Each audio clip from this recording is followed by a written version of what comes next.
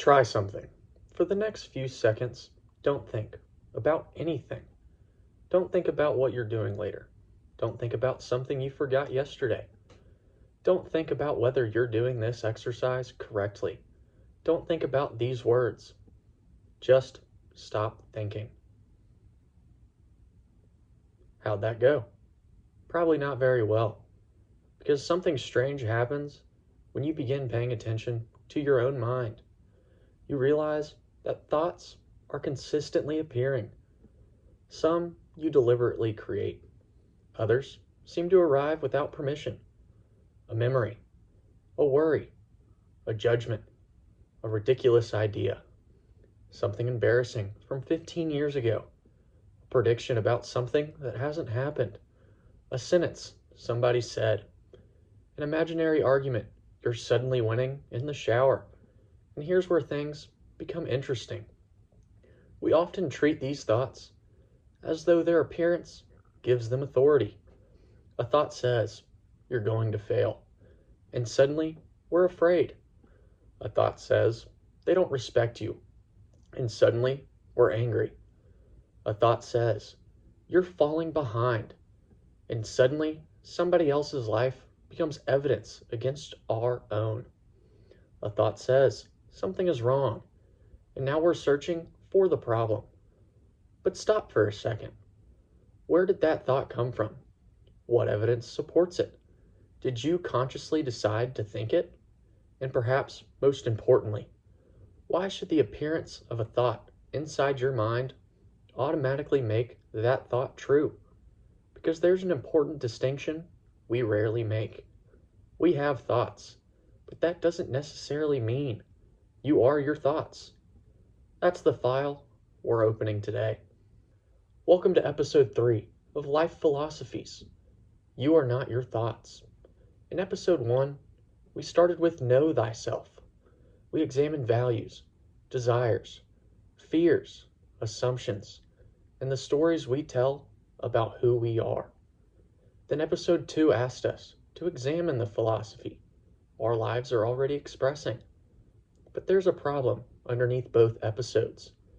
When you examine yourself, what exactly are you examining?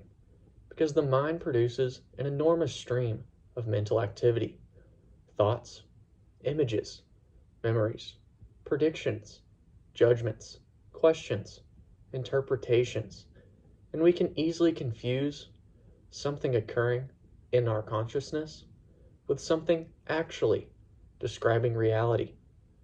So today, we're going to investigate that distinction, not because thoughts are bad, not because thinking is the enemy, and not because the goal is somehow to eliminate thought. The question is much simpler. What relationship should you have with the thoughts appearing inside your own mind? There's something interesting about thought. Sometimes you deliberately think. If I ask, what is 7 times 8? You can intentionally work towards an answer. If you're planning dinner, you can deliberately consider options. If you're solving a problem, you can direct attention towards it. But other thoughts simply seem to show up. You're driving, and suddenly you think, did I lock the front door? You're lying in bed, and suddenly you remember that embarrassing thing you said 8 years ago. You're working, and suddenly, what if I lose everything? You're having a perfectly good day, and suddenly, why haven't they texted me back? You didn't necessarily invite these thoughts. They just arrived. And that's philosophically interesting. Because if every thought were identical with your deliberate self, we'd have to explain why so many thoughts seem to appear without deliberate selection. You can observe this directly. Sit quietly for a minute. Pause this video.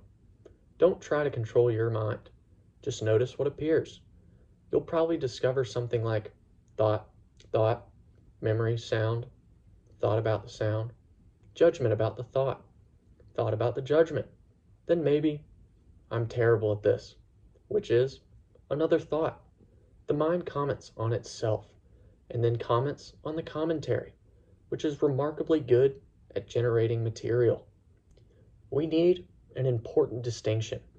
Suppose a thought appears. Everyone at work thinks I'm incompetent. There are several possibilities. You might fully believe it. You might partially believe it. You might suspect it. You might fear it. You might recognize it as unlikely. You might immediately dismiss it.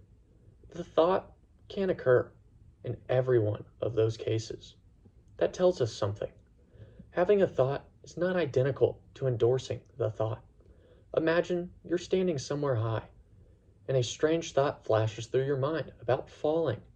The appearance of that thought doesn't necessarily mean you want to fall. Likewise, an unwanted, bizarre, upsetting, and contradictory thought isn't automatically a declaration of your values or intentions. Mental events happen. The philosophical mistake is treating every mental event as an autobiography. A thought can occur without being a statement of who you are. Now, we reach a central distinction. A thought is not automatically a fact. That sounds obvious, but watch how often we forget it. You send someone a message, no response. 20 minutes pass. A thought appears. They're ignoring me. Notice what happened. Fact. No response has arrived yet. Your interpretation. They're ignoring me. Those aren't the same statement. Maybe they're busy. Maybe their phone died. Maybe they're driving. Maybe they read it and forgot. Maybe they are genuinely ignoring you. That's possible too. But the point isn't your negative interpretation is always wrong. The point is, an interpretation requires evidence before it becomes a conclusion. Consider another example. You're about to present something. Your thought, I'm going to embarrass myself. Has the embarrassment happened? No. Your mind has generated a simulation of the future. That simulation may influence your body as though the event were already underway. But prediction and reality remain different categories. Or, everybody noticed my mistake. Did everybody? How do you know? Maybe some did. Maybe nobody did. Maybe they noticed and stopped thinking about it 30 seconds later. Again, we're not replacing negative thoughts with positive fantasies. We're distinguishing thought from evidence. So, why does the mind do this? One reason is that thinking about possibilities is extraordinarily useful. Imagine humans who could only respond to events after they occurred. No anticipation, no planning, no prediction, no imagining consequences. That would be a serious disadvantage. The ability to think, what might happen next, allows us to prepare, but the same ability can generate futures that never arrive. You think, what if this goes wrong? What if they reject me? What if I lose the opportunity? What if I look foolish? What if this symptom means something terrible? What if I make the wrong decision? Sometimes these questions identify genuine risks. Other times, the mind creates possibility and quietly converts it to probability. Then probability becomes certainty. Watch the progression. This could happen becomes this might happen, which becomes this will probably happen, which becomes this is going to happen. Nothing outside your mind changed. Only the sentence did. That's worth noticing. The mind doesn't only produce individual thoughts. It connects them. It builds stories. Imagine you don't get a promotion. Event. You didn't get the promotion. Then the story begins. They don't value me. Then I've wasted years. Then I'm behind everyone else. Then I always make bad career decisions. Then maybe I'm just not capable. Look at the distance we've traveled. We begin with one event. You didn't receive one promotion. Within seconds, the mind constructed an entire theory of your career, your intelligence, your past, your future, and your identity. Maybe parts of that theory deserve examination, but they didn't become true merely because they formed a coherent story. Humans love coherence. A story feels satisfying because events suddenly fit together, but a coherent explanation can still be wrong. This becomes especially important when thoughts move from describing events to defining identity. Compare "I failed" with "I am a failure." Those sentences are not equivalent. One describes an event, the other converts an event into identity. Or "I made a bad decision" becomes "I'm terrible at making decisions." "I felt insecure" becomes "I am an insecure person." "I was afraid" becomes "I'm weak." "I don't understand this yet" becomes "I'm stupid." Notice what happened. Temporary experiences become permanent identities. Specific situations became universal conclusions. That's one of the most important reasons to observe language inside your own mind.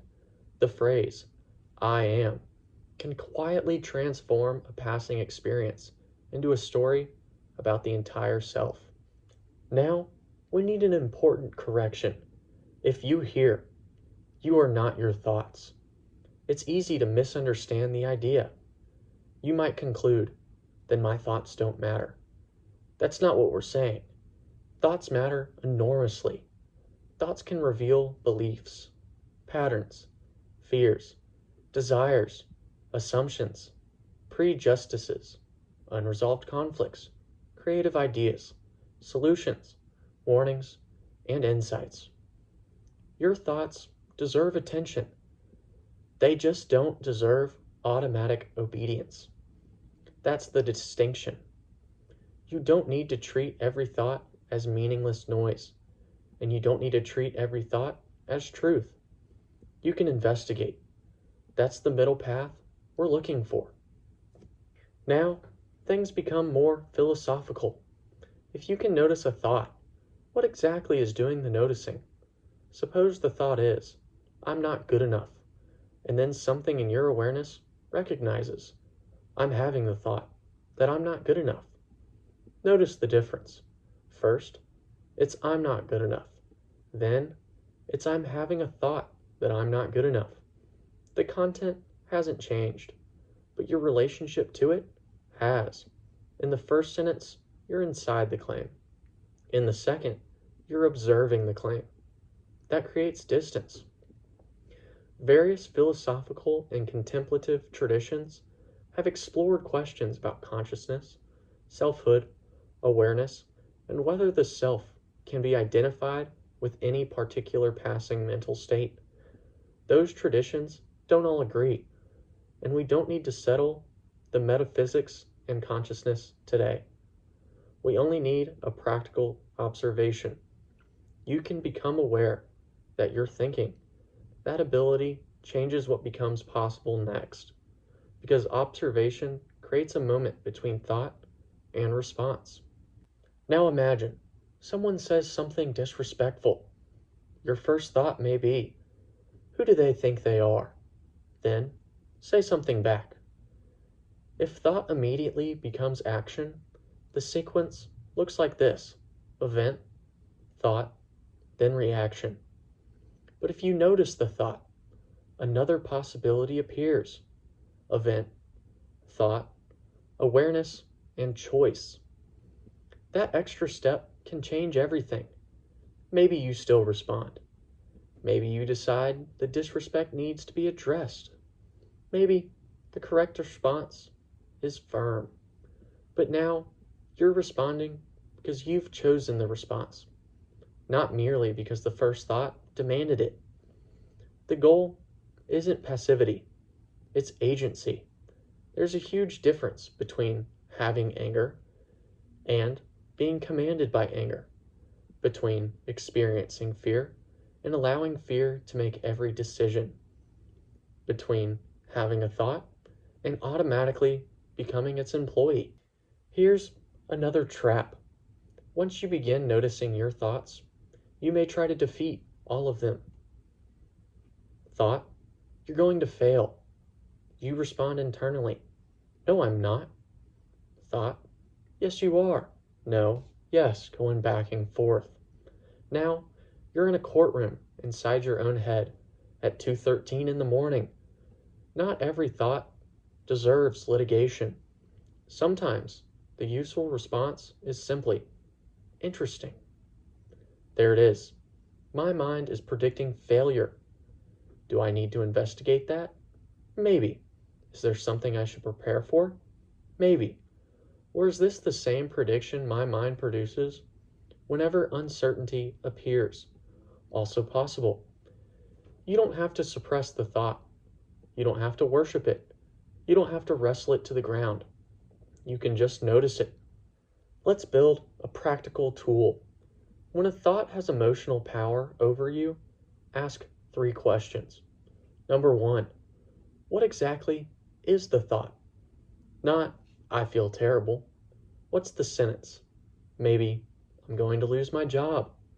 Good, now you have something specific. Number 2, what do I actually know? Maybe, my manager scheduled a meeting. That's what you know.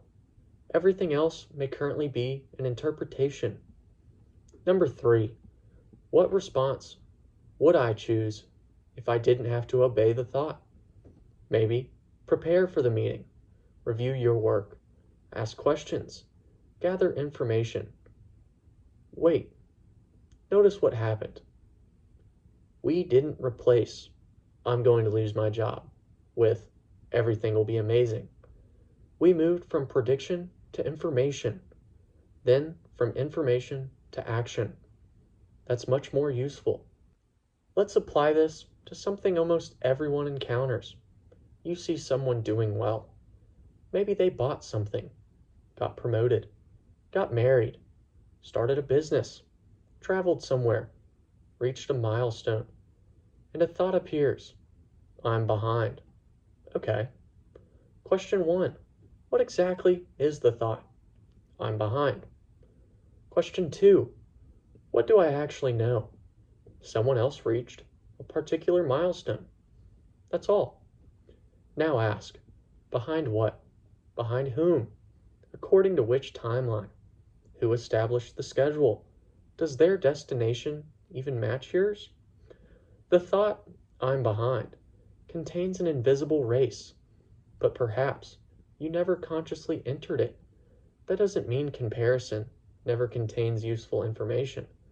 Someone else's progress might reveal something you genuinely want.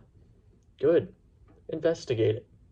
But there's a difference between their life showed me something I value and their progress proves something is wrong with mine. Those are very different conclusions. Thoughts can also carry old experiences into new situations. Suppose someone betrayed your trust years ago. Now, you're in a different relationship. Something ambiguous happens, and your mind says, here we go again.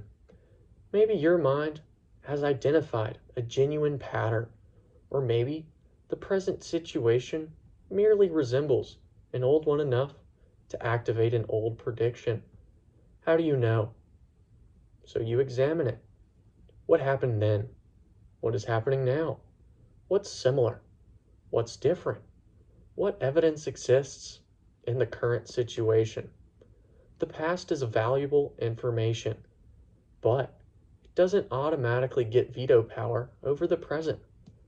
A previous experience can inform your interpretation without becoming the only interpretation available.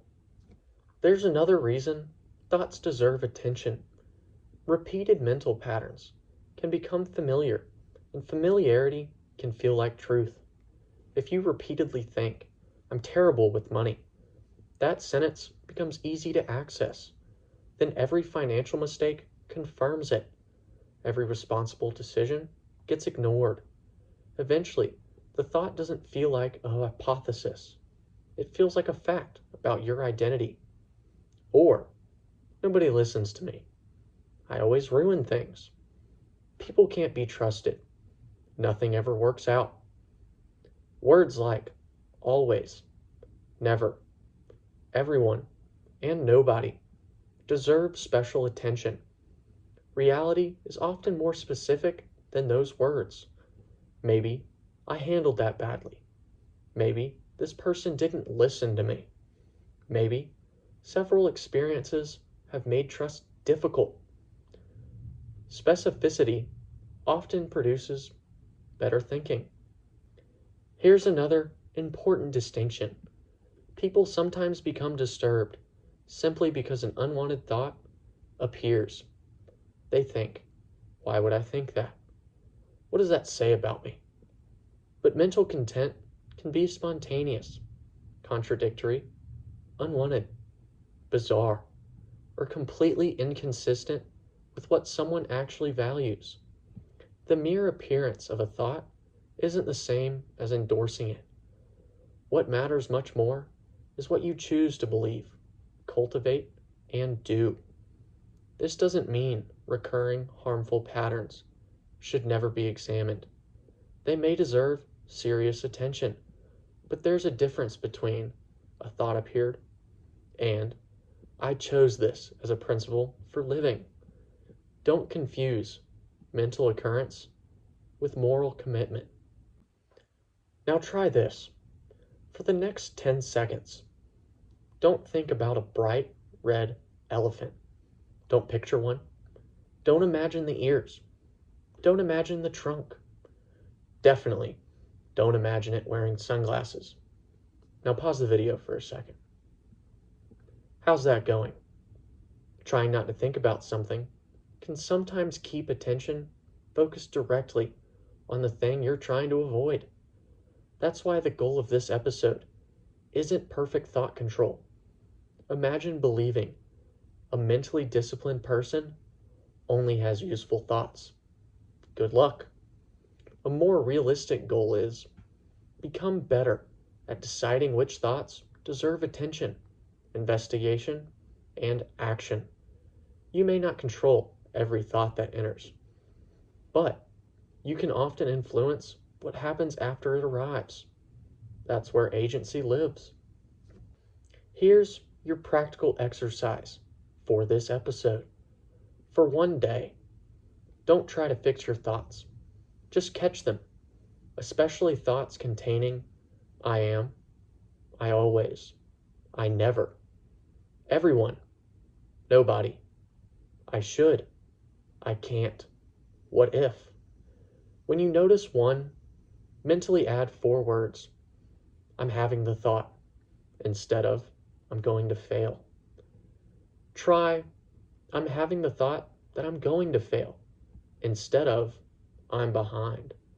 Try I'm having the thought that I'm behind instead of I'm terrible at this. Try I'm having the thought that I'm terrible at this. You're not pretending the thought disappeared. You're changing your relationship to it. Then ask, what do I actually know? That's it. You don't need to solve your mind in one day. Just notice the difference between thought and fact. But now we've created a much larger problem. If thoughts aren't identical with the self, then what exactly is the self?